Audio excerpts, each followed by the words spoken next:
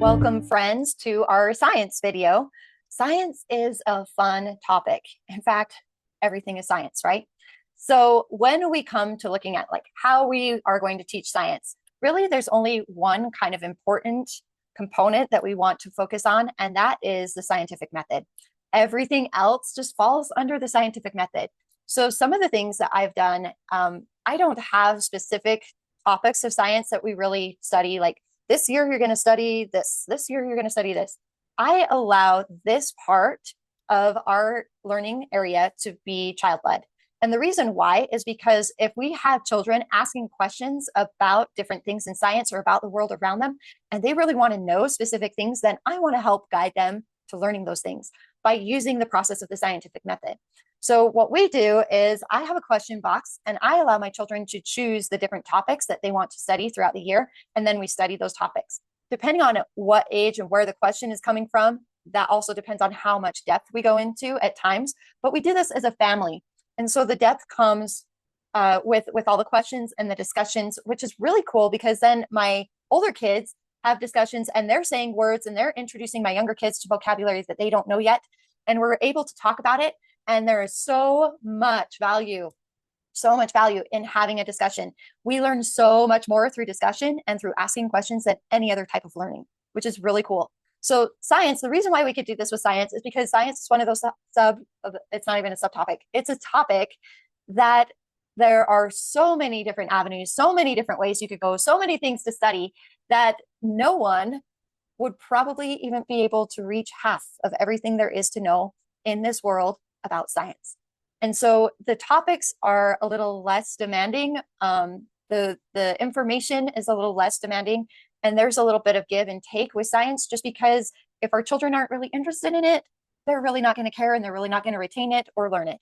But if there's interest there, then we can target that interest and expand that interest and help them understand those things that they are interested in on a deeper level. So that's where science comes in for me. I feel like science, in teaching science, it really needs to be student-led and it needs to be based off of the curiosities that they have. So if you have the faith to let your child lead out in a lot of those science questions, you'll find that you'll cover a lot more areas and a lot more topics than you ever thought you could have.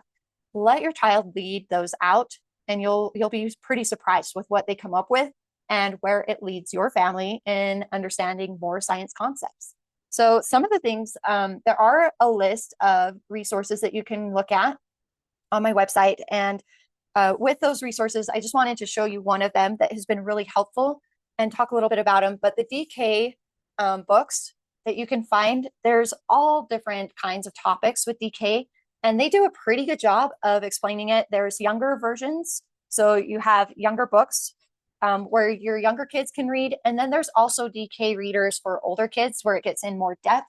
We have an elements book that is DK, and the DK element book is awesome. Like, it goes into so much detail, and my son has learned so much from that book. And then the other one I want to mention is National Geographic Kids. The National Geographic books, they're pretty good. I like DK better, and the reason why is because National Geographic tends to be more of a liberal standpoint. So if you're liberal and you like that viewpoint, then National Geographic is for you. But if you're more conservative, DK is probably a better bet for you. Even though it kind of does go into some liberal point of views, it's not as blaring and glaring at you as you're reading through them. They usually kind of just more keep to the facts in DK, where National Geographic adds in a lot of other commentary. So that is what I'd like to share with you about science. It really is an easygoing thing. Get outside, play with your children outside, and explore. Those are the best ways to get those questions being asked and the best ways to really engage your kids in science. And do activities with them. Go explore, because the more they see, the more they experience, the more they're going to question. And those questions are what are valuable. The other thing that I would like to share, we do the scientific method, and we've talked about the scientific method and going through that with our sciences. However, there's another part that helps my children understand it on a deeper, more spiritual level. And that is called walking them through the levels of existence.